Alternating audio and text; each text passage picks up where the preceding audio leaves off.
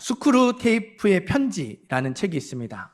스크루지 아니고요. 스크루 테이프입니다. 그러니까 악마 이름이에요. 근데 고참 악마 스크루 테이프가 신참 악마, 이제 막 악마의 길을 들어선 웜우드에게 편지를 보냈어요. 총 31통의 편지를 보냈고 그 편지들을 묶어서 책을 만들었습니다. 스크루 테이프는 삼촌이고요. 웜우드는 조카 관계로 나와요. 각각의 편지에는 어떻게 하면 인간을 유혹하고 타락하게 만들 수 있는지 교육하는 내용. 그러니까 이 고참 악마가 신참 악마에게 인간을 유혹하고 타락시키는 법을 가르쳐주는 내용이 나옵니다. 두 번째 편지의 시작 부분을 제가 읽어드릴게요. 사랑하는 웜우드에게 내 환자가 기독교인이 되었다는 소식을 듣고 몹시 불쾌했다. 마땅히 받아야 할 처벌을 면할 생각일랑 아예 말거라. 벌을 받을 때 받더라도 최대한 상황을 호전시켜 보도록 노력해 보거라. 아직 절망할 필요는 없다. 회심한 이들 중에는 잠시 원수의 진영에 머물다가 다시 돌아와 우리와 함께 지내는 사람이 수백 명도 넘으니까. 그러니까 환자는 악마가 담당하는 영혼, 우리 사람을 가리키고요. 원수는 예수님을 가리킵니다. 그러니까 이 악마 웜우드가 담당하는 사람이 예수를 믿고 구원받은 거예요. 그 소식을 듣고 이제 고참 악마가 화가 나서 편지를 보낸 거죠. 이제 세 번째 편지, 그 다음에 보낸 편지예요. 사랑하는 웜우드에게 이 인간이 어머니와 어떤 사이인지 내가 전해준 말을 듣고 아주 흡족했다. 예수를 믿었는데 이 사람이 보니까 엄마랑 사이가 안 좋았던 거예요. 두 인간이 오랜 세월 함께 살다 보면 서로 거슬리는 말투나 표정이 생기게 마련이다. 그 점을 노려야 해. 내 환자는 어머니가 눈썹을 치켜 올리는 표정을 어렸을 때부터 몹시 싫어했으니 바로 그 표정을 환자의 의식 속에 최대한 부각시키면서 그게 얼마나 꼴보기 싫은지를 일깨워 주거라. 그리고 자기가 그 표정을 싫어한다는 걸 어머니가 뻔히 알면서도 일부러 그런다고 믿게 하는 거야. 너만 잘한다면 얼마나 터무니없는 생각을 하고 있는지 전혀 알아차리지 못할 거야. 어머니가 한 말에 어조며 전후 맥락이며 숨은 의도까지 꼬치꼬치 따져서 최대한 과민하고 해석하고 반응하게 하거라. 최대한 예민하게 반응하게 만들라는 거예요. 그러면 말다툼이 벌어질 때마다 자기는 잘못이 없다고 굳게 확신하게 될 거야. 일단 이런 버릇을 잘 들여놓기만 하면 자기가 먼저 불쾌한 말을 해놓고서 상대가 언짢은 내색을 한다고 도리어 서운해하는 유쾌한 상황을 연출할 수 있다. 어머니와 사이가 안 좋은 그 틈을 잘 공략하라고 그렇게 조언합니다. 13번째 편지 마지막 부분도 읽어드릴게요. 가장 중요한 건 환자가 어떤 것도 행동으로 옮기지 못하게 막는 일이다. 회개에 대해서 아무리 많은 생각을 한들 행동으로 옮기지 않는 한 전혀 문제될 게 없다.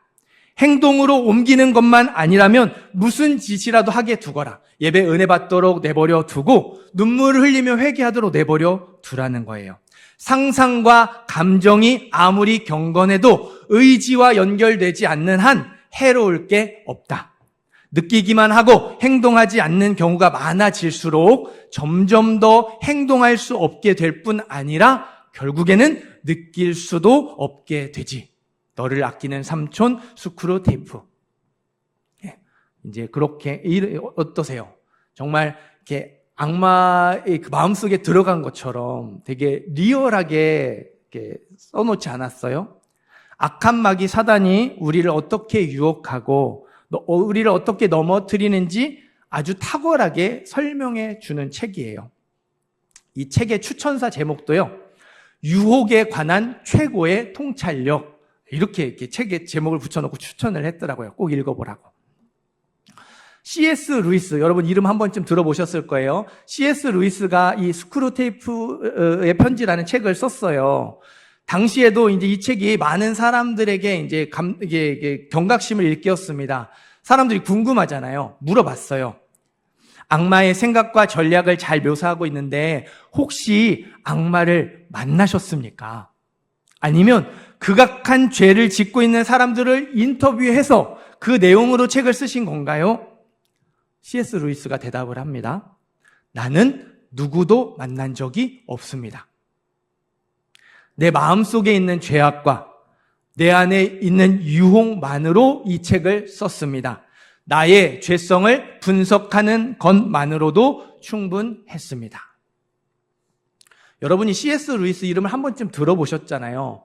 옛날 사람이에요. 근데도 여러분이 알 정도로 하나님 손에 붙들려서 귀하게 쓰임받았던 믿음의 거인입니다. 아름다운 믿음의 사람이에요. 우리보다 믿음이 더 좋았던 사람이라는 거죠. 그런 C.S. 루이스도 자기 안을 들여다보니까 이렇게 악한 것들이 쏟아져 나왔다는 거죠.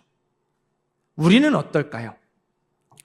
다른 도움 없이 오직 자기의 마음을 살피는 것만으로도 한 권의 책, 31통의 편지가 아니라 만 50통, 100통의 편지를 쓸 수 있을 만큼 악한 것이 바로 내가 죄인이라는 사실을 잊지 말아야 해요.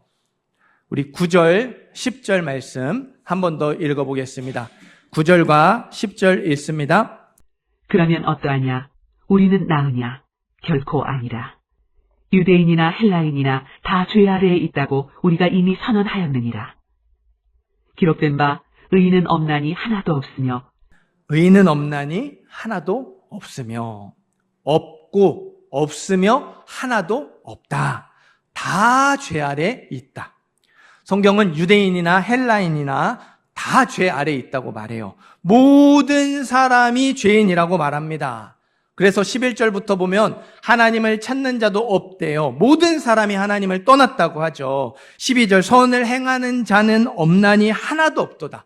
모든 사람이 선을 행하지 않았어요. 한 사람도 빠지지 않고 하나님의 뜻을 행하지 못했습니다. 하나님이 원하시고 하나님이 명령하신 선을 이루지 못했어요. 13절, 14절 모든 사람이 생각으로 말로 악을 행했죠. 15절, 16절, 17절 모든 사람이 손으로 발로 악을 행했어요. 삶으로 악을 행했습니다. 18절 하나님을 두려워함이 없느니라. 모든 사람이 악을 행하면서도 하나님의 심판을 두려워하지 않았어요. 우리가 죄인이라는 분명한 증거가 우리 안에 있다는 거죠. 우리가 죄인이라는 증거가 우리의 입술에, 우리의 손과 발에, 우리의 삶의 모습에 분명하게 나타난다는 거예요. 로마서 설교하면서 계속 반복적으로 말씀드립니다. 우리 안에는요, 죄성이 있어요. 죄된 본성이 있습니다. 죄의 영어 단어 sin, S-I-N 가운데 I가 있는 것처럼 왕이신 하나님을 반역하고 내가 왕이 되려는 마음, 내가 가운데 있으려는 마음, 그게 죄고 우리의 본성이라는 말이에요. 내 뜻대로 하려는 자기 중심성이 우리의 기본값, 우리의 아주 자연스러운 모습이라는 것이죠. 우리 안에 있는 죄성, 이 기본값을 그냥 가지고만 있어도 분명한 죄인입니다. 하나님을 몰아내고 내가 왕이 됐잖아요. 그것만으로도 분명한 죄예요. 그런데 이게 어디에 놓여 있어요? 가파른 경사면에 놓여 있죠. 꽉 붙잡고 있지 않으면 언제든지 이 아래로 악의 방향으로 굴러 떨어집니다.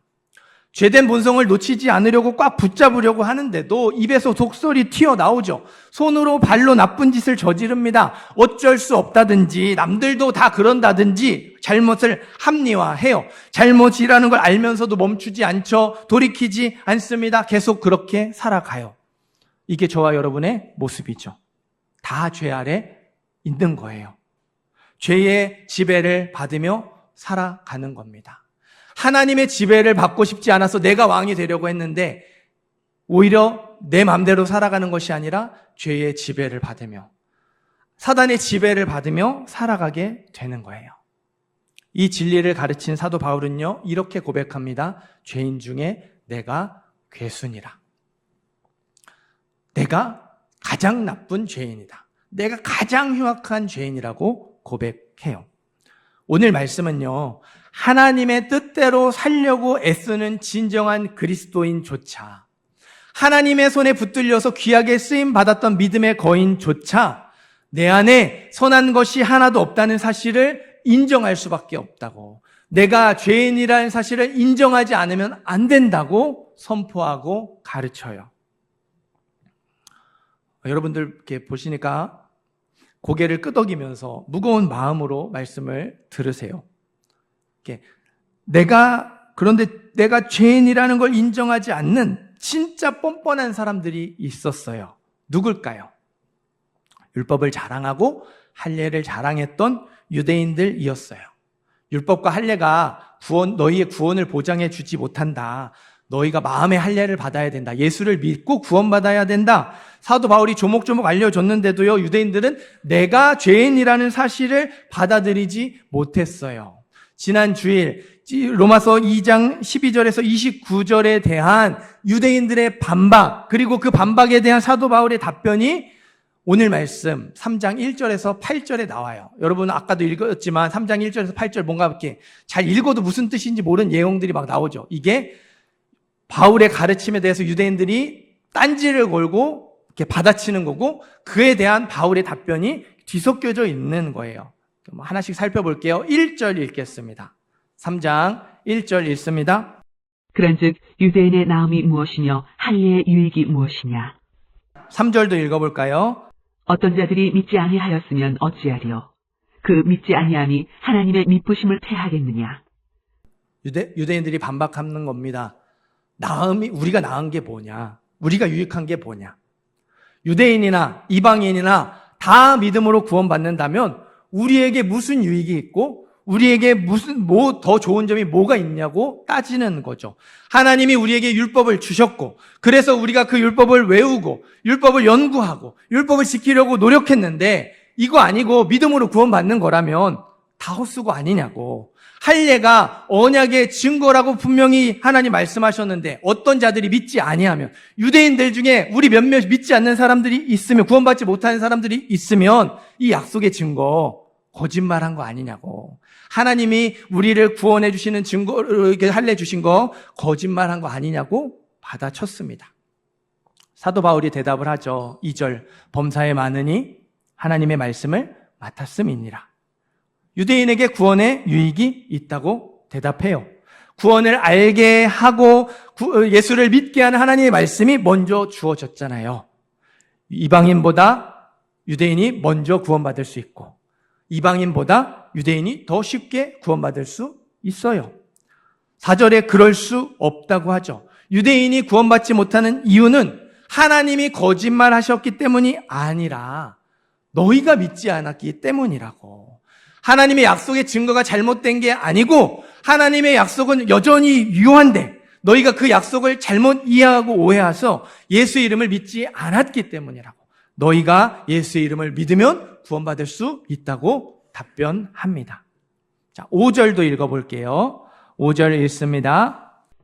그러나 우리 불의가 하나님의 의를 드러나게 하면 무슨 말하리요. 내가 사람의 말하는 대로 말하노니 진노를 내리시는 하나님이 불의하시냐. 불의가 하나님의 의를 드러내는 것. 그러니까 믿음으로 구원받는다는 게 뭐예요? 죄를 인정하고 그 죄인임을 고백하면 하나님의 의가 그 죄인을 용서해 주신다는 거잖아요. 유대인들이 받아치는 거예요. 우리의 죄가 하나님의 의를 드러내는 거라면, 우리가 잘못해서 죄를 용서받아야 한다면 우리를 선택하신 것 자체가 잘못된 거 아니냐고. 하나님의 특별한 백성으로 선택하고 하나님 나라로 삼으셨는데 그 나라가 잘못되면, 그 백성이 잘못되면 하나님의 선택이 잘못한 거 아니냐고. 율법과 할례가 있는데도 우리를 심판하시는 건 하나님이 불의하신 거라고, 하나님이 잘못하신 거라고 따졌습니다. 사도 바울이 대답을 합니다. 6절에 결코 그렇지 아니하리라. 말도 안 되는 소리 하지 말라고 해요. 너희의 주장대로라면 하나님이 모든 세상을 심판하실 수 없다고. 하나님이 불의한 게 아니고 너희가 불의한 거라고. 왜 책임을 하나님께 돌리냐고. 너희가 너희 잘못에 대한 책임을 져야 한다고 대답합니다. 유대인들이 끝까지 지지 않으려고 해요. 7절에 나의 거짓말로 하나님의 참되심이 더 풍성하여 그의 영광이 되었다면, 우리가 죄를 지었다, 그래, 인정하고 용서받아서 구원받는다 진짜 인정하고, 그럼 결과적으로 하나님께 영광이 되는 거 아니냐. 그럼 내 잘못이 하나님께 영광이 된다면 내가 뭘 잘못한 거냐. 잘 된 거잖아. 난 잘못한 게 없는 거 아니냐. 8절에 선을 이루기 위해서 악을 행하자 하지 않겠냐. 더 하나님이 영광 받으시도록 더 마음대로 살아도 되지 않겠냐. 뭐 말도 안 되는 막 얘기를 해요. 그러니까요, 바울도 대답할 가치가 없었나 봐요. 한마디로 딱 잘라 말해요. 정죄받는 것이 마땅하니라. 이상한 소리 하지 말아라. 이렇게 얘기해요. 여러분, 유대인들이 왜 죄인이라는 사실을 인정하지 않을까요? 그거를 받아들이지 않고 계속 어떻게든 바닥바닥 이렇게 대들면서 자꾸 이런저런 말도 안 되는 얘기를 늘어놓는 걸까요? 이방인과 똑같은 취급받는 게 자존심 상했기 때문에 그래요. 유대인들의 마음속에는 나는 그렇게 나쁜 사람이 아니야. 그래도 나는 꽤 괜찮은 사람이야. 이런 생각이 뿌리 깊게 박혀 있었어요.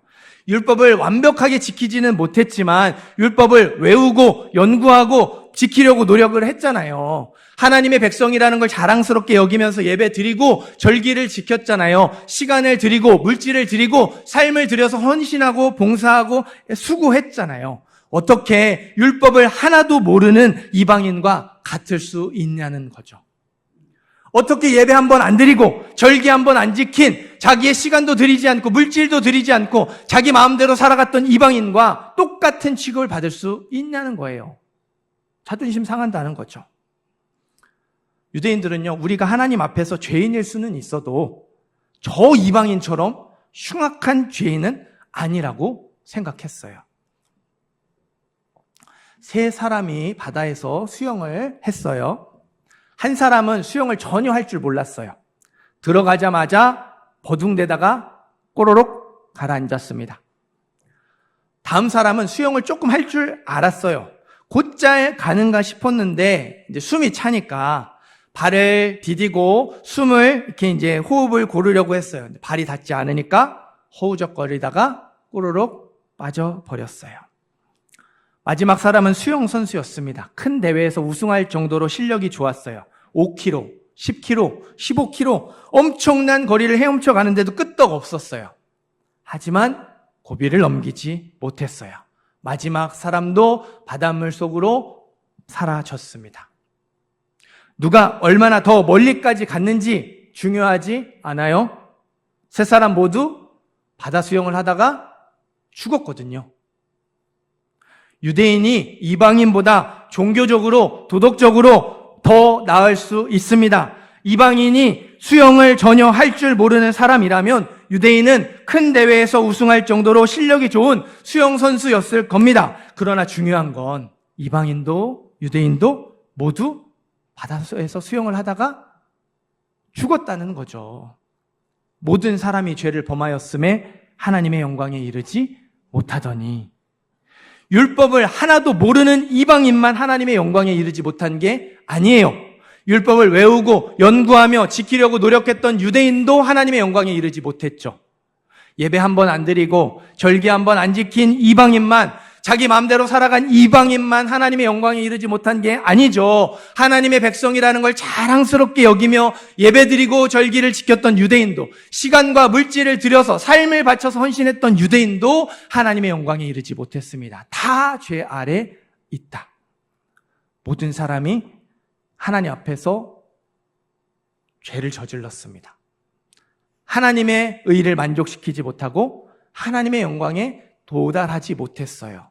모두가 다 분명한 죄인이었습니다. 우리 마가복음 2장 17절을 찾아서 읽어볼게요. 신약성경 마가복음 2장 17절입니다. 마가복음은 마태복음 다음에 있습니다. 마태복음 다음에 있는 마가복음 2장 17절 말씀, 마가복음 2장 17절 말씀 찾으셨으면 함께 읽겠습니다. 예수께서 들으시고 그들에게 이르시되 건강한 자에게는 의사가 쓸데없고 병든 자에게라야 쓸데있느니라. 나는 의인을 부르러 온 것이 아니요 죄인을 부르러 왔노라 하시니라. 건강한 자에게는 의사가 쓸데없고 병든 자에게라야 쓸데있느니라. 나는 의인을 부르러 온 것이 아니요 죄인을 부르러 왔노라. 예수님은 죄인을 위해서 이 땅에 오셨어요. 죄인을 위해서 십자가에 죽으셨고요. 죄인을 위해서 부활하셨습니다. 죄된 본성으로 병들어 죽어가는 죄인, 아니 죄된 본성으로 이미 죽어버린 죄인을 살리려고 이 땅에 오셨어요. 죄의 문제를 완벽하게 해결해 주시려고 십자가에 죽으셨으며 사흘 만에 부활하셨습니다. 유일한 구원의 이름이 되셨어요. 그래서 예수님을 주와 그리스도로 믿는 사람은 누구나 구원받을 수 있는 거예요. 예수님을 주와 그리스도로 믿는 사람은 누구나 하나님의 영광에 이를 수 있게 되는 거죠. 이 사실을 믿으십니까? 사랑하는 성도 여러분, 내가 죄인이라는 사실을 인정하지 않으면요, 예수님은 나와 아무 상관이 없어요. 내가 죄인이라는 사실을 인정하지 않으면 예수님의 십자가가 나에게 아무 의미가 없습니다. 예수님은 의인을 부르러 오지 않으셨거든요. 죄인을 부르러 오셨어요. 내가 죄인이라는 사실을 인정해야 돼요. 기분이 나빠도 인정하셔야 되고요. 자존심이 상해도 인정하셔야 돼요. 내가 그 나쁜 놈들과 똑같은 죄인 취급받는 게 자존심 상하시더라도 내가 죄인이라는 걸 받아들이셔야 됩니다. 나는 그렇게 나쁜 사람 아니야. 그래도 나는 꽤 괜찮은 사람이야 라는 생각이 드시나요? 위험한 상태에 있는 거예요. 내가 죄인이라는 사실을 부인해서는 안 돼요. 인정해야 합니다. 2022년 8월에요. 새 아이의 아버지가 집으로 돌아오는 길에 사고를 당해서 목숨을 잃었어요. 가해자는 4년 전에도 음주운전으로 벌금형을 받았습니다. 이번에는 피해자가 죽었죠. 특가법이 적용이 되었고 검찰이 최고로 구형할 수 있는 5년을 구형했어요. 법원은요, 1년 6개월 선고했습니다. 이유는 가해자가 반성문을 3번이나 제출할 정도로 뉘우치고 있고 유족과 합의했다는 것이었어요. 가해자가 유족에게 보낸 편지입니다. 죽어 마땅한 죄를 저질렀습니다. 정말 죄송합니다. 벌 달게 받겠습니다. 앞으로 살아가는 데 있어서 후회와 반성만 하며 살겠습니다. 못난 제가 이처럼 처참한 일을 저지르고 행복하게 웃으며 산다는 건 정말 말이 안 됩니다. 세상 그 누구보다도 행복하지 않으며 웃지 않겠고 마음 아파하겠습니다.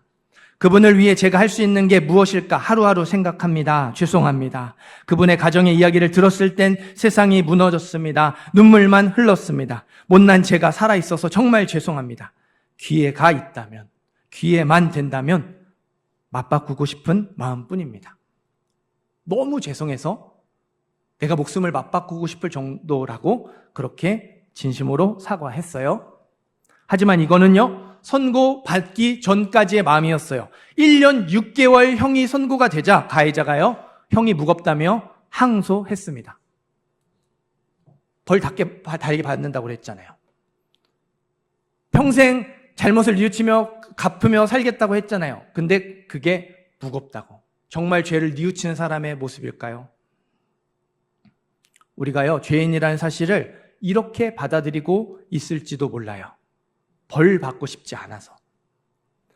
예수 믿어야 구원받는다고 하니까, 예수 믿어야 지옥 가지 않고 천국 간다고 하니까 마지 못해서 죄인이라고 고백하는 거예요. 내가 죄인이라는 사실을 가슴 깊이 인정하면서 받아들이는 게 아니라 지옥 간다니까, 천국 가야 한다니까 그냥 지식적으로 받아들이는 거예요. 뭔가 수학 공식처럼 네, 제가 죄인입니다. 받아들이는 거죠. 이건요, 죄를 인정하는 게 아니에요. 형이 선고되기 전까지는 죽어 마땅한 죄를 저질렀습니다. 벌 달게 받겠습니다. 목숨을 맞바꾸고 싶은 마음뿐입니다. 손이 발이 될 정도로 빌지만 정작 형이 선고되면 1년 6개월이 웬 말입니까? 너무한 거 아닙니까? 줄여주십시오. 언제 그랬냐는 듯이 따지고 항의하는 것과 똑같은 거예요. 죄를 인정하는 척, 내가 죄인인 척 하는 거예요. 난 죄인이 아니라고 생각하면서, 나는 괜찮은 사람이라고 생각하면서 그냥 죄인이라고 하니까 죄인이어야 구원받는다고 하니까 죄인인 척하는 거예요. 사랑하는 성도 여러분, 내가 죄인이라는 사실을 인정하는 사람은요, 그 죄에 대한 책임을 피하지 않아요. 처벌이 무겁다고 하지 않죠. 그게 내 죄니까. 내가 그 벌을 받아야 한다라는 것까지, 내가 그 처벌을 받아야 한다는 것까지 마음 깊이 받아들이는 거예요. 그게 진짜 인정입니다. 진정한 의미의 인정이에요.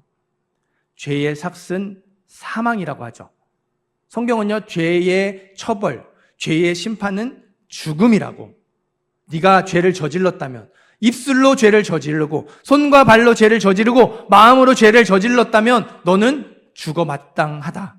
죽음으로 그 대가를 치러야 한다고 선언해요. 내가 내 죄 때문에 하나님의 심판대 앞에서 죽음을 피할 수 없는 존재라는 사실을 인정하셔야 돼요.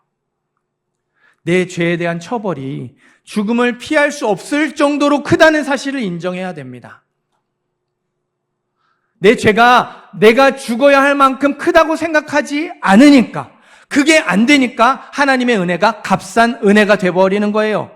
하나님의 은혜가 값싼 구원이 되어버리는 거죠. 죄를 인정하는 척 하니까 나를 구원해 주신 게 고맙긴 고마운데 아주 고맙지 않죠. 나를 구원해 주신 게 감사하긴 감사한데 아주 감사하지 않아요. 나를 구원해 주신 하나님께요, 내 모든 걸 드리기에는 아깝죠. 내가 죽어 마땅한 죄인이 아니거든요. 죽어 마땅한 죄인이어야 그 은혜가 감사해서 내 거를 다 드려도 아깝지가 않은데 아까워요. 자식을 드리는 게 아깝고, 그 물질 얼마나 되지도 않는 그 몇 푼 드리는 게 아깝고, 내 시간, 그 많은 시간들을 하나님 앞에 1시간 드리는 거, 주일에 1시간 드리는 게 너무 아깝죠.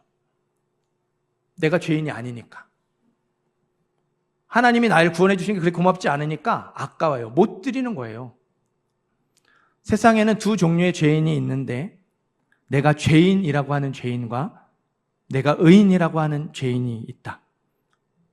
다시 말씀드릴게요. 세상에는 두 종류의 죄인이 있는데, 내가 죄인이라고 하는 죄인과 내가 의인이라고 하는 죄인이 있다. 초대교회 지도자 어거스틴이 했던 말이에요. 저는 이 말을요, 오늘 설교의 흐름에 이렇게 맞춰서 이렇게 바꿔보고 싶어요. 세상에는 두 종류의 죄인이 있는데, 죄를 인정하는 척 하는 죄인, 가짜로 죄를 인정하는 죄인과 진짜로 죄를 인정하는 죄인이 있다. 세상에는 두 종류의 죄인이 있어요. 가짜로 죄를 인정하는 죄인과 진짜로 죄를 인정하는 죄인이 있습니다. 저와 여러분은 어떤 죄인입니까? 이 시간 우리의 믿음을 점검하기를 원해요.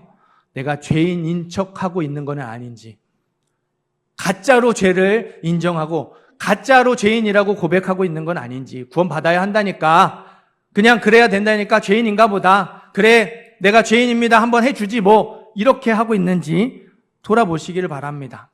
그건 구원받는 믿음이 아니에요. 정말 내가 내 죄 때문에 죽어 마땅하다는 사실을 가슴 깊이 인정하고 거기서 하나님께 손을 들어야지, 거기에서 믿음이 시작이 됩니다.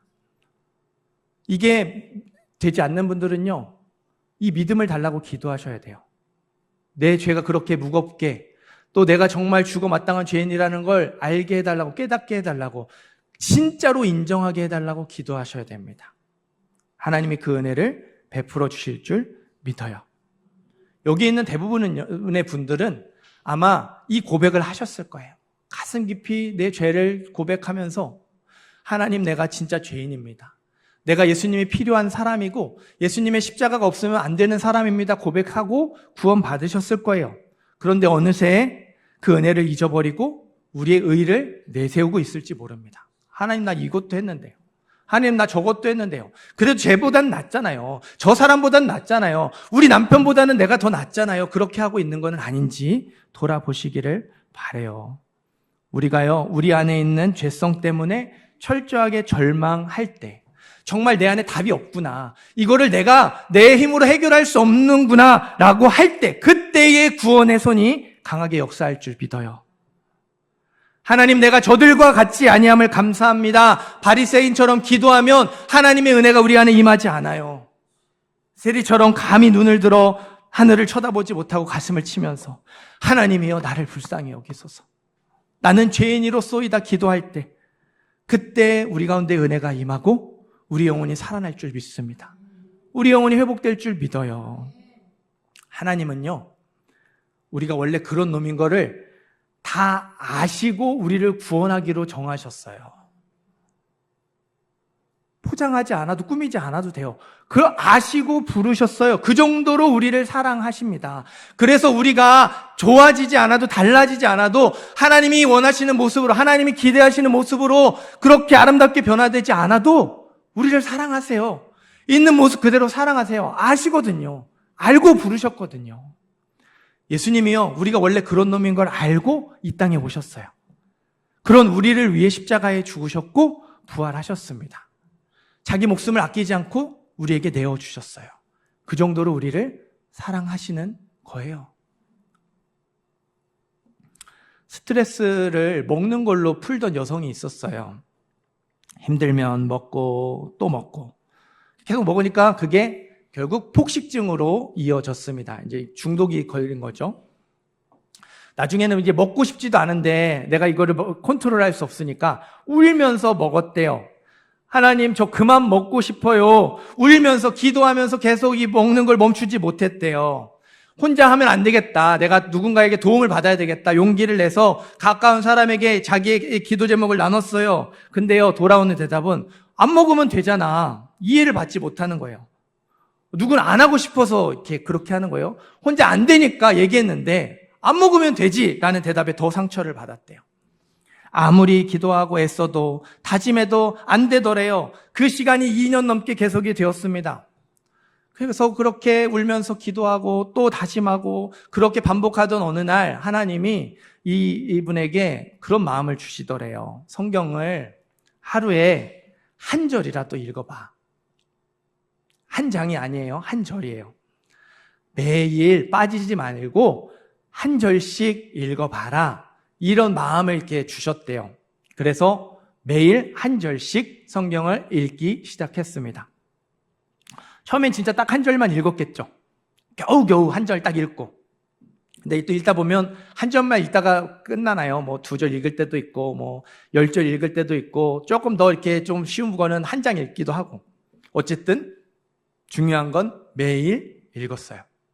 한 장이든 5절이든 이렇게 한 절이든 계속 읽었습니다. 얼마가 지났을까요? 밥을 먹고 있는데 갑자기요, 아, 배부르다. 그만 먹어야지. 생각이 들면서 먹는 걸 멈추더래요. 고칠 수 없었던, 그렇게 고치고 싶었지만 고치지 못했던 폭식증이 모르는 사이에 고쳐지게 되는 거죠. 중독에 걸린 사람들에게, 그리고 죄를 끊지 못하는 사람들에게 이렇게 권해야 한다고 하더라고요. 너 그거 끊으려고 하지 마. 끊어야지, 똑바로 살아야지, 열심히 살아야지 하는 만큼 거기에 더 매이게 된대요. 거기에 더 헤어나오지 못하게 된다는 거예요. 왜요? 하지 말아야지, 버려야지, 이게 내가 중독에서 벗어나야지 하면 어때요? 거기에 다 관심이 쏠리는 거예요. 모든 생각과 관심이 다 거기에 쏠리니까 더 깊이 빠지게 되고 더 깊이 이렇게 묶여버리게 되는 거예요. 또 그렇게 다짐해서 끊어져도 문제래요. 왜요? 못 끊는 사람들을 정죄하거든요. 나는 끊었는데 왜 너는 못 끊냐? 이렇게 되는 거죠. 예수님의 십자가를 바라보고 나아가라고 권해줘야 한대요. 예수님을 바라보고 나아갈 때 죄가 없어진다는 거죠. 이 여인에게, 폭식증으로 고생하던 여성에게 하나님이 매일 성경 읽어봐, 한 절이라도 읽어봐 마음을 주셨던 것처럼 매일 예수님의 십자가를 바라보고 나아갈 때 그때에 나도 모르는 사이에 나를 묶고 있었던 그 중독과 유혹과 그 죄악들이 하나 둘 사라지게 되고 또 멀어지게 되는 걸 경험하게 된다는 거죠.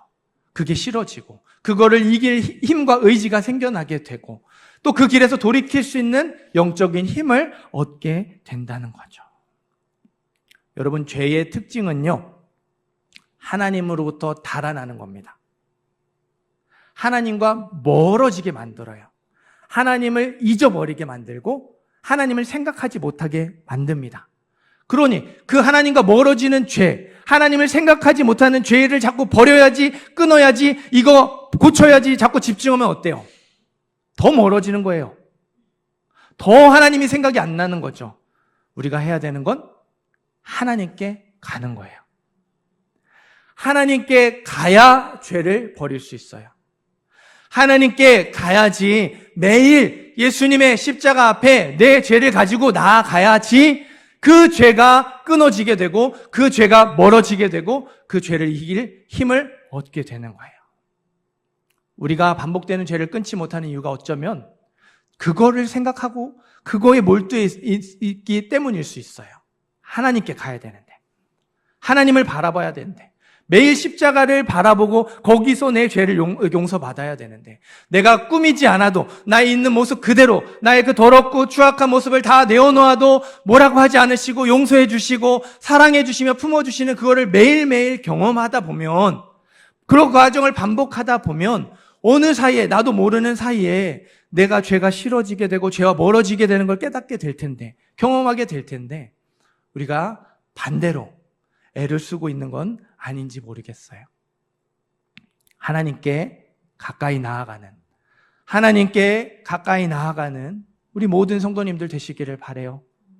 매일 예수님의 십자가 앞에 자기의 죄를 가지고 나아가시기를 바랍니다. 그럴 때 우리가 정말로 내 죄를 고백하게 될 줄 믿어요. 죄인인 척하며 살아왔던 나의 삶이, 그래도 나는 이 사람보다 낫잖아요. 자기의 의의를 내세우며 살았던 우리의 그 추악한 모습이 하나둘 벗겨지며 사도 바울처럼 죄인 중에 내가 괴수입니다. 내가 진짜 나쁜 사람이고 내가 구제불능입니다. 나는 하나님 없으면 안 됩니다. 겸손한 심령으로 바꾸어 주실 줄 믿습니다. 하나님께 나아가서 죄를 버리시기를 바라고 십자가 앞에 나아가서 죄를 끊으시기를 바랍니다. 죄인인 척하는 것이 아니라 죄인으로 하나님의 은혜를 덧입으며 살아가는 우리 모든 성도님들, 모든 예배자들 되시기를 주님의 이름으로 축원합니다.